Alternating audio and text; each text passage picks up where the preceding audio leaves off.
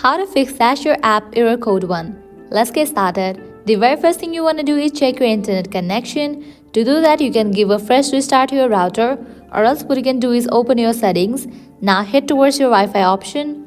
Click on the Wi-Fi that you are connected to. Click on forget this network and rejoin it. Likewise, head back.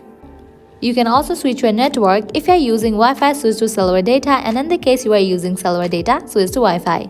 Now let's jump into another solution. That is, you have to update the app to its latest version. For that, open your App Store.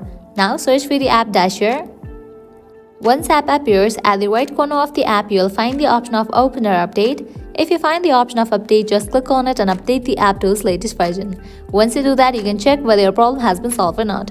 If you still encounter this issue, apply next solution. That is, you have to clear cache for the app. For that, open your settings. Now scroll down, open the option General. Head towards the option of iPhone storage. Now scroll down. Over here, you're gonna find all the apps that are installed in your device. Head towards the app Dasher. Once you find it, open it. Click on Offload app. Click on Offload app. Offloading app clears cache for the app.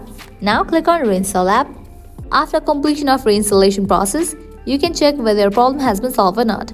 Likewise, heading towards very last solution, what you have to do is you have to completely delete this app from your device and reinstall it. For that, you can close this. Now go ahead and long press on the Dasher app.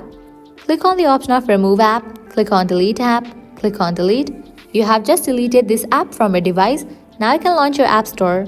Search for the app Dasher and then install it. Applying these solutions, your problem will be fixed. So this is how you can fix Dasher app error code 1. At the end, if you guys find this video helpful, don't forget to like, share and subscribe to our channel. Thank you.